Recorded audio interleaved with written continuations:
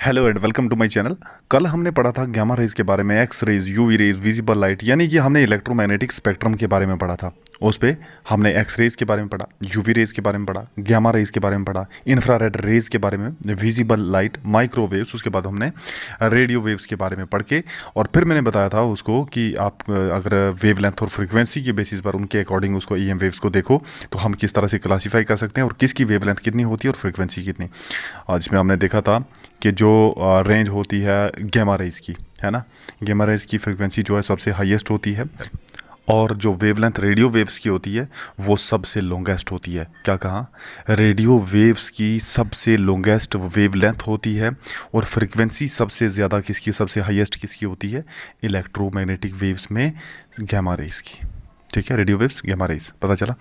अब देखिए radio waves और माइक्रो वेव्स, उसके बारे में हम स्टडी करेंगे। देखो रेडियो वेव्स और माइक्रो वेव्स ये हमेशा एक्सेलरेटेड चार्ज से पैदा हुआ। एलसी सर्किट आपको पता है, एलसी एक इलेक्ट्रिक सर्किट होता है असल में। एलसी सर्किट एक इलेक्ट्रॉनिक सर्किट होता है जिसमें ये जो एल है ना, ये इंडक्टर है और सी कैपेसिटर है।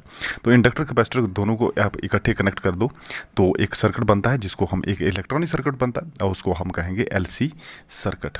ठीक है, तो ये एलसी सर्किट होता है। उसमें रेडियो वेव्स इसी पे काम करती हैं। आप रेडियो वेव्स हों, माइक्रोवेव्स हों, ये सब इसी एक्सीलरेटेड चार्ज जो कि एलसी सर्किट में हो उससे प्रोड्यूस होती हैं, उससे पैदा होती हैं। अब कुछ इसकी अगर हम एप्लीकेशंस की बात करें तो मैं आपको बताना चाहूँगा कि रेडियो वेव्स जो होती हैं ये वायरलेस कम्युनिकेशन प्रोसेस के लिए भी यूज़ होती हैं, और उसके अलावा ये रेडियो और टेलीविज़न सिग्नल जो होते हैं उनको भी ट्रांसमिट करने के लिए यूज़ होती हैं। कौन?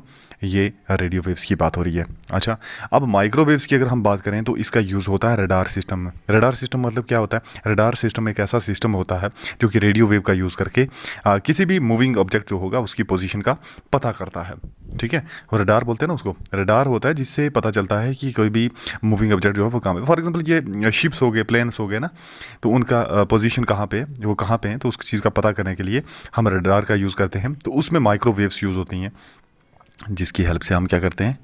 पोजीशन का पता करते हैं किसी भी मूविंग ऑब्जेक्ट का। ठीक है, अच्छा, माइक्रोवेव्स जो होती हैं इनका यूज़ होता है लॉन्ग डिस्टेंस पर, जैसे टेलीफोन कम्युनिकेशन सिस्टम है ना, तो उसके लिए माइक्रोवेव्स का यूज़ होता है। अब उसके बाद ये जो माइक्रोवेव्स होती हैं, माइक्रोवेव ओवन आपने सुना होगा, है ना, तो कुकिंग के लिए उसका भी यूज़ होता है, उसके लिए माइक्रोवेव्स का यूज़ होता है। माइक्रोवेव्स का यूज़ होता है अगर आप एटॉमिक और मॉलिक्यूलर स्ट्रक्चर की किसी स्टडी कर रहे हो तो वहाँ भी माइक्रोवेव्स का यूज़ होता है। अब आती हैं इंफ्रारेड रेज। ये जो इंफ्रारेड रेज हैं हमने पहले भी पढ़ा हुआ है ये, कि ये किसने डिस्कवर की हैं? अल्ट्रा वायलेट रेज जो हैं ये डिस्कवर की थी हर्शल ने। इंफ्रारेड रेज जो हैं ये हीट रेडिएशंस होती हैं, और इसीलिए हम ये कहा था कि जितनी भी तकरीबन बॉडीज़ होती हैं ना वो सब IRS यानी कि आई रेज कौन सी होगी? इंफ्रारेड रेज जो हैं उनको जो है वो उसका सोर्स होती है। तकरीबन सारी बॉडीज़ इंफ्रारेड सोर्स का, इंफ्रारेड रेज जो हैं उसका सोर्स होती हैं। ठीक है, किसने डिस्कवर की थी? हर्शल ने। हीट रेडिएशंस होती हैं और जो कि हर हॉट बॉडी जो है वो उसका सोर्स बन सकती है। ठीक है, तो इसके वो मैंने एक रेंज की बात की थी। इसका रेंज अगर आप देखोगे वेवलेंथ का तो वो 7 से 7 ही रहता है, लेकिन मैंने आपको एक बात बताई थी कि इंफ्रारेड रेज जो होती हैं इनकी अगर वेवलेंथ की बात करोगे, वेवलेंथ का जो रेंज रहता है वो है 10⁻⁻7 से 10⁻⁵ में। ये कल के लेक्चर में आपको मैंने बताया था इसकी क्या क्या रहती हैं वो डायग्राम से, तो वहाँ से वो आप पिछली वीडियो भी देख लेना। ओके, अच्छा, तो इंफ्रारेड रेज की हम बात कर रहे थे। इंफ्रारेड रेज हर्शल ने डिस्कवर की। उसके अलावा इंफ्रारेड रेज जो होती हैं ये हीट रेडिएशंस होती हैं, और इसीलिए तकरीबन जितनी भी हॉट बॉडीज़ होती हैं वो इसका सोर्स होती हैं इंफ्रारेड रेज का। ठीक है, एप्लीकेशंस की बात करोगे तो इंफ्रारेड रेज जो होती हैं ये, इनकी एप्लीकेशन क्या है कि ये सन से जब इंफ्रारेड रेज आती हैं तो ये अर्थ को वार्म रखती हैं, और इस तरह से लाइफ को हमारी अर्थ पर उसको सस्टेन करने के लिए, यानी कि लाइफ हमारी पॉसिबल हो सकती है अर्थ पर। इन इंफ्रारेड रेज जो सन से आती है ना, हमारी अर्थ को गर्म रख के हमें वहाँ पे सस्टेनेबल लाइफ हम जो अपनी सस्टेन कर सकते हैं, हम अपनी लाइफ जी सकते हैं अर्थ पे। ठीक है, क्योंकि अर्थ गर्म रखने के लिए इंफ्रारेड रेज का जो है यूज़ वहाँ पे काफ़ी रोल है, इंपॉर्टेंट रोल है। ठीक है, और उसके बाद कोल डिपॉजिट्स में, जो अर्थ के इंटीरियर में कोल डिपॉजिट्स होते हैं, जैसे हमने पता ना कि फॉरेस्ट वुड हो गई ना, फॉरेस्ट वुड से कोल बनता है ज़मीन के अंदर काफ़ी देर तक, तो वहाँ पर इंफ्रारेड रेज जो होती हैं वो कोल बना देती हैं लकड़ी को कोयला बना देती हैं, इंफ्रारेड रेज की वजह से बनता है।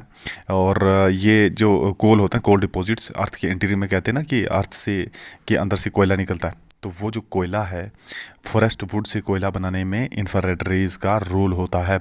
इस तरह वहाँ भी अप्लाइज हैं, वहाँ भी अप्लाइड है ना, तो एप्लीकेशन ही हुई इंफ्रारेड रेज की। अच्छा, इंफ्रारेड रेज का आप सोलर वाटर हीटर में और कुकर्स में इसका यूज़ करते हो, इंफ्रारेड रेज का।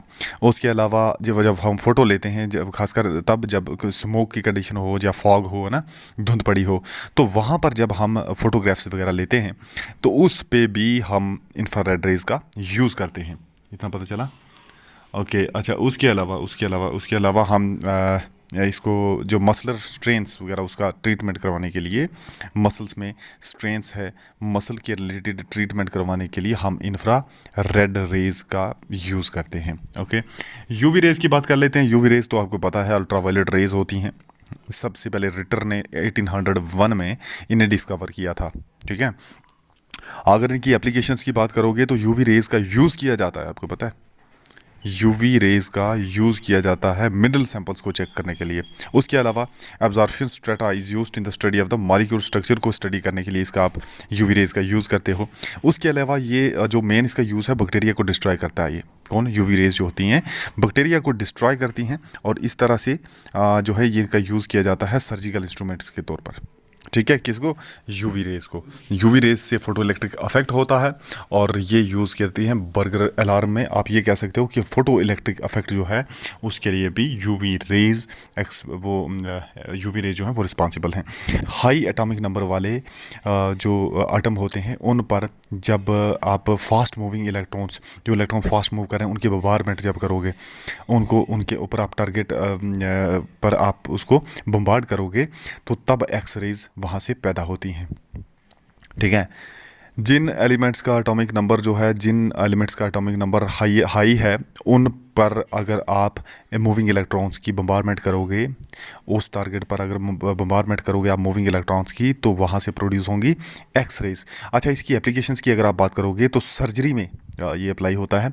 जैसे सर्जरी में हम इसका ये जगह कहाँ फ्रैक्चर है, कहाँ पे फॉरेन मैटर जैसे हमारे बुलेट लग गया कहीं, है ना, गोली लग जाती है ह्यूमन बॉडी में कहीं भी, तो वहाँ से उस चीज़ को डिटेक्ट करने में कि कहाँ पे है, एक्स रेज का यूज़ किया जाता है ना। बॉडी का इंटरनल स्ट्रक्चर जो है उसको देखने के लिए, फ्रैक्चर है कहाँ पे, उस चीज़ को देखने के लिए हम एक्स रेज का यूज़ करते हैं। उसके अलावा इंजीनियरिंग में भी इसका यूज़ होता है। इंजीनियरिंग में किस तरह से इसका यूज़ होता है वो मैं बताता हूँ आपको। देखो, इंजीनियरिंग में कहीं फॉल्ट हो गया, क्रैक आ गया है ना, मेटल प्रोडक्ट्स में कहाँ पे क्रैक है, कहाँ पे क्या है, इस चीज़ को देखने के लिए हम यूज़ करते हैं किसका?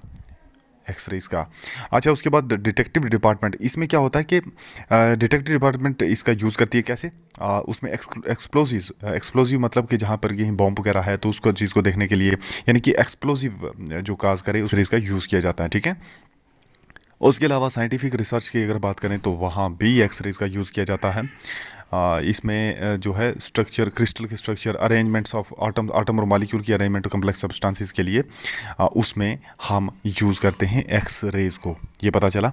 गैमा रेज का भी हम यूज़ करते हैं। देखो, रदरफोर्ड ने गैमा रेज डिस्कवर की थी, याद रखना। गैमा रेज को किसने डिस्कवर किया था? रदरफोर्ड ने। गैमा रेज का यूज़ करते हैं हम रेडियोथेरेपी में। रेडियोथेरेपी में कैसे कि जैसे हॉस्पिटल में गैमा रेज का यूज़ करते हैं हम कैंसर और ट्यूमर्स का ट्रीटमेंट करने के लिए, हम किसका यूज़ करते हैं? गामा रेज का। ठीक है, फूड इंडस्ट्री में देखोगे तो सॉफ्ट गामा रेज जो है उनका यूज़ किया जाता है ताकि माइक्रो ऑर्गेनिजम्स को मारा जा सके।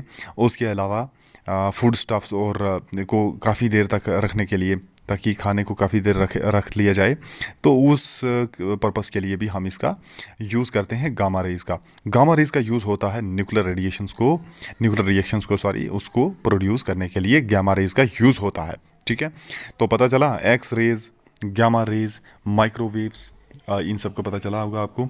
उसके बाद किस तरह से ये यूज़ होती हैं, इनकी एप्लीकेशंस क्या क्या हैं, तो ये सब मैंने आपको आज बता दी। यूवी रेज भी बताया मैंने आपको, इंफ्रारेड रेज भी बता दिया, माइक्रोवेव्स और रेडियो वेव्स बता दिया। ओके, आज के लेक्चर में बस इतना ही रखते हैं, और इसी के साथ चैप्टर कंप्लीट हो गया। Okay, next video next lecture पर। Okay, bye.